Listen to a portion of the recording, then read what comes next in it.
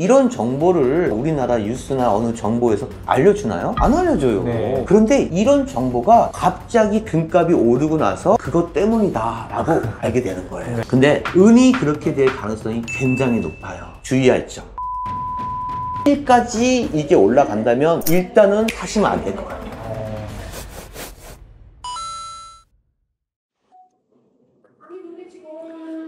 사장님, 네. 금값뿐만 아니라 은값도 지금 급격히 오르고 있는데 은값은 왜 이렇게 오르는지, 은값은 앞으로 어떻게 될지, 은값의 전망에 대해 한번 설명해 주시면 좋을 것 같아요. 그 전에 우리가 누누이 얘기한 거 있잖아요. 네. 은이 왜 오르느냐. 네. 거기에 대해서 은값 오르는 거 보니까 은 좀 사놔야겠어. 네. 이런 개념으로 접근하시면 절대 안 돼요. 은이 오를 수밖에 없는 환경과 네. 앞으로의 전망에 대해서 왜 그런지를 항상 기억하고 계시는 게 좋습니다. 네. 그 전에 제가 말씀드릴 때 실버, 은이면 니꼴 뭐라 그랬죠? 금동생? 아, 금동생.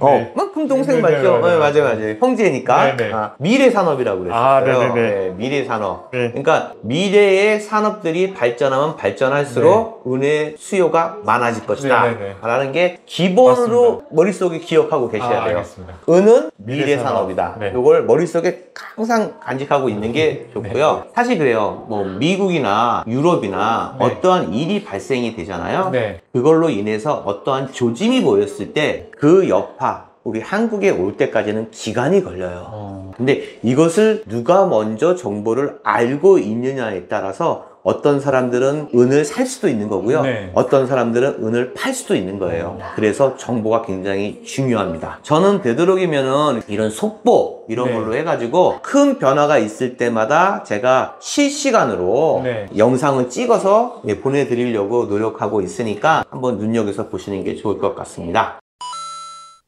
일단은 뭐 미래산업이라고 얘기했으니까요. 이 미래산업 중에서 뭐 전기자동차, 네. 전기자동차는 앞으로 전 세계의 90%는 전기자동차가 사용이 될 거니까요. 미래산업 맞지요. 네. 그럼 태양광, 네. 그러니까 태양열이 나오는 패널들이 전부 다 은으로 만들었기 때문에 에너지를 자연에서 채취하는 거기 때문에요. 이 미래산업이 맞습니다. 무기에 은이 많이 들어간다는 거. 그리고 또 하나는 의학에도 네, 많이 들어가는 거고요. 이런 것들이 앞으로 발전하면 발전할수록 은의 수요가 많아진다라고 생각하면 되는 겁니다. 네. 그런데 요즘에 이상한 기류가 포착이 됐어요. 첫 번째는 뭐냐면은 전 세계에서 제일 많은 은 광산이 많은 나라가 어디죠? 멕시코였습니다. 멕시코. 네, 맞습니다. 멕시코의 기류가 이상하다는 거예요. 저번에 한번 제가 얘기했을 거예요. 네. 멕시코가 국유화를 네, 선언했다. 맞습니다. 뭐 이렇게 해가지고 리튬 광산도 있는데 은 광산까지 그러고 있다고 했는데 이 기류는 뭐냐면은 바로 관세 정책에서 비롯돼요. 처음에 관세를 매긴 나라가 캐나다하고 멕시코였죠. 갑자기 뭐 30% 40%를 딱 맞은 거예요. 네. 근데 캐나다도 미국의 영향이 굉장히 많이 끼치는 나라예요. 그렇죠. 멕시코도 마찬가지예요. 그렇죠. 그 이유가 뭐냐면은 모든 자원, 특히 가스, 석유를 거의 미국이 공급해주고 있다는 거죠. 그러니까 어떻게 해요? 엄매 기주거죠. 그런데 또 트럼프는 어떻게 했어요?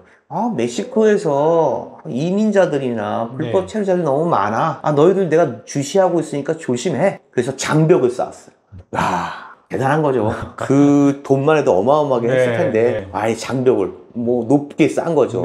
멕시코 입장에서 어떨까요? 자존심 상한 거죠. 그런데 뭐 국방도 그렇고 가스라든지 전기도 그렇고 의존을 해야 되니까 그냥 기죽고 있는 거죠. 그런데 그 저번에 그랬죠. 클라우디아 대통령, 여자 대통령이 나오면서 거기 당이 또 모레나 당인가 그래요. 얘네들이 아주 진보적인 개혁을 원한 거죠. 그래서 은도 국유화하고 이게 사실 정확한 정보는 아니지만은요 거의 90% 맞는 정보거든요. 미국 국방비가 어마어마하게 들어가죠. 거기에 이 무기가 은이 엄청나게 들어가요. 근데 이거를 발표하질 않아요. 왜 발표를 안 하냐면은 발표를 하게 됐을 때 은값이 치솟았으니까. 그러면 내가 싸게 공급을 받은 이 은값이 오르면은 국방비가 많이 나가게 돼 있는 거예요. 그런데 그 싼 은을 어디서 받았어요? 가까우니까 멕시코에서 받았어요.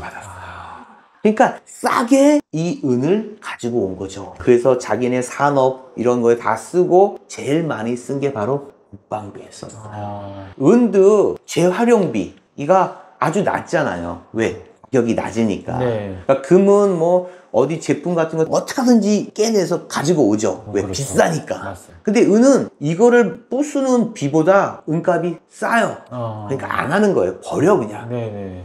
근데 은값이 많이 올라가요. 그럼 그거 두들겨서 은을 빼내겠죠. 그렇죠. 그런데 무기는 그렇게 할 수가 없어요. 무기는 터지니까. 아.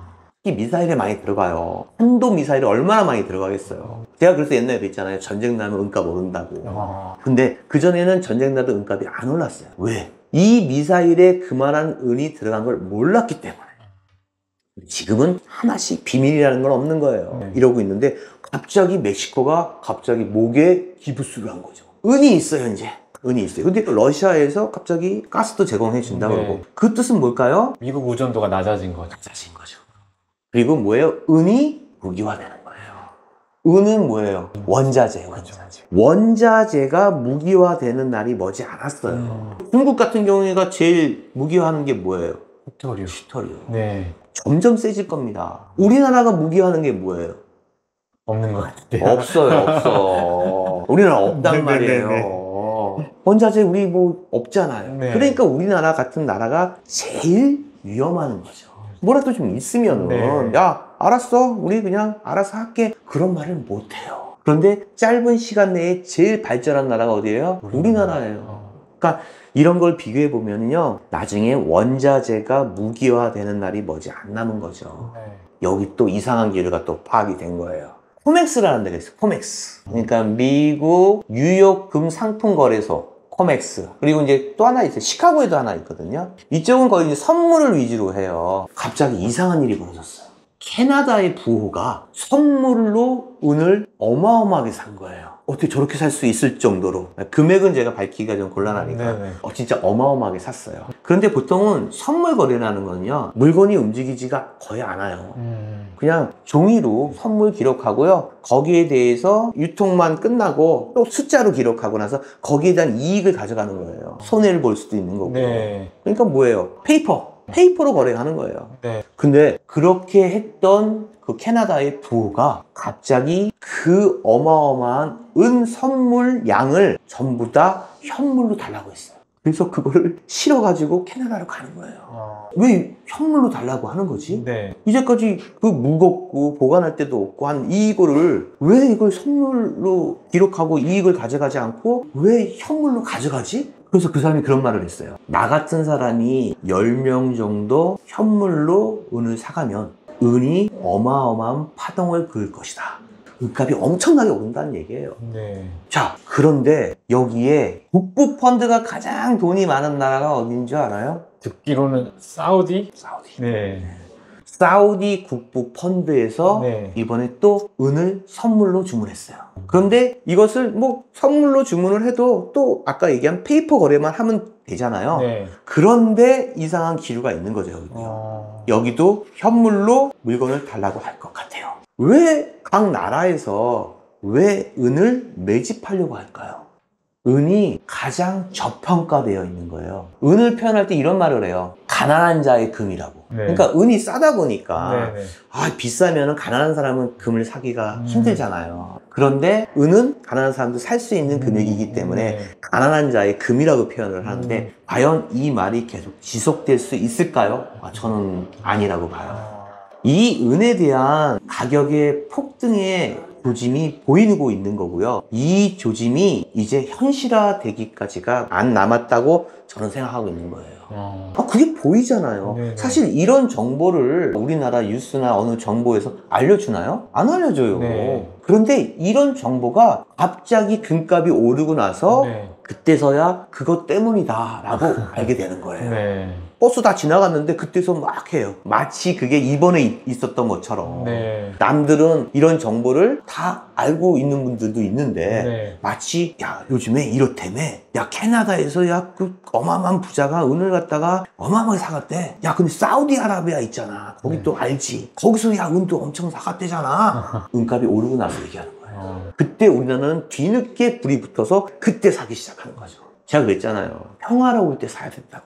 평화로울 때. 네. 근데 우리나라 분들이나 보통 사람들은요, 평화로우면 떨어질 것 같은 느낌이 드는 거예요. 거죠. 그리고 사봤자 오랫동안 묵혀둘 거라고는 불안감이 있는 거죠. 그런데 이런 정보를 아는 사람들은 벌써 행동을 했다는 거죠.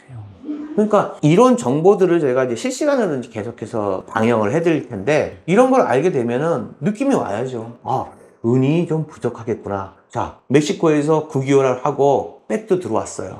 G7이나 G2에 대항해서 중국, 러시아, 사우디아라비아, 남아프리카 공화국, 이 나라가 이름이 뭐죠? 브릭스요. 브릭스. 네. 왠지 멕시코를 브릭스로 끌어들이려는 것 같은 느낌이 많이 들어요. 자, 봐요. 저번에도 한번 얘기했잖아요. 만약 멕시코가 브릭스 국가에 들어간다면 미국 바로 밑에 있는 나라가 브릭스 국가예요. 아무래도 거기에 가장 큰 땅덩어리를 갖고 있는 브라질이 브릭스 국가인데 거기에 멕시코마저. 그럼 연쇄 반응이 일어납니다. 그러면 남미 이쪽은 전부 브릭스 국가로 갈 수 있다는 거죠. 이런 모든 것들이 위기인데 중국하고 미국의 어떤 그런 패권 다툼으로 약이 되는 거예요. 이 모든 것들이 지지 않기 위해서, 위를 선점하기 위해서. 그러니까 이런 것들을 우리가 항상 예의주시해야 된다는 거죠. 아, 그리고 또 하나가 뭐냐면은, 우리나라 그런 얘기를 했었잖아요. 우리나라는 은값이 오르고 나서 왜 오르는지를 조금 지나서 알게 된다. 그런데 또 은을 사는 거는 굉장히 뒤늦게 산다. 이런 게 있는데, 그게 용어가 있더라고요. 그게 뭐냐면은 포모라는 게 있어요. 포모. 포모. 네. 포모가 무슨 뜻이냐면은, 왜 그런 거예요. 어떤 심리적인 얘기인데, 남이 뭘 막 사요. 근데 뭐 왜 사지가 아니라 남이 막 사니까 나는 지금 사지 않았기 때문에 왠지 뒤쳐져 있는 느낌이 드는 거예요. 그런 거 느끼죠? 그게 금하고 은에서 나타나는 거고, 금은 그게 시작된 게 좀 됐어요. 갑자기 막 금값이 오르는데 뭐 우리 옆집 순이 아줌마가 갑자기 급얘기를 해. 그런가 하고 딱 왔는데 뉴스를 보니까 금값이 많이 올랐대. 그리고 갑자기 금을 사는 퍼센테이지가 갑자기 많이 올랐대. 그런 얘기를 들으면 왠지 모르게 내가 루저 같은 느낌, 나도 사야 되는 느낌, 그런 느낌이 심리학적으로 나온다는 거예요. 그걸 포모라고 그래요. 근데 보세요, 은이 그렇게 될 가능성이 굉장히 높아요. 아까도 얘기했잖아요. 사우디 국부펀드라든지 캐나다에서 부호가 은을 샀다든지 선물로서 페이퍼로 거래가 아닌 실물로 가져갔다든지, 그리고 미국 국방부에서도 은 재고 조사를 시작했어요. 그래서 이 흐름을 아는 사람들은 소비가 많아지는데 그럼 은은 어디서 갖고 와? 멕시코, 중국, 페루. 근데 멕시코가 국유화를 선언했어. 그러면 이거 가격 조절이 안 되잖아. 걔네들이 물건을 내놓지 않으면은, 야, 이거 심각한데? 요렇게 감을 잡는 사람들은 뭐 하겠어요? 은을 사죠.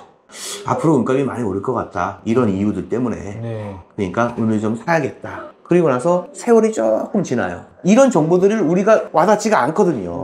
그런데 갑자기 은값이 폭등을 해요. 그때서야 야, 은값 왜 오른 거야? 야, 내가 듣기로는 뭐 어디서 뭐 돈 많은 애가 좀 많이 샀대. 야, 미국 국방부에서 은 재고조사 하는 거 보니까 은을 좀 많이 살 것 같은데, 야, 미래 산업이니까 야, 이거 은이 있어야지 제품을 생산해내잖아. 그래서 오르는구나 하고 그 포모가 발생되는 거예요.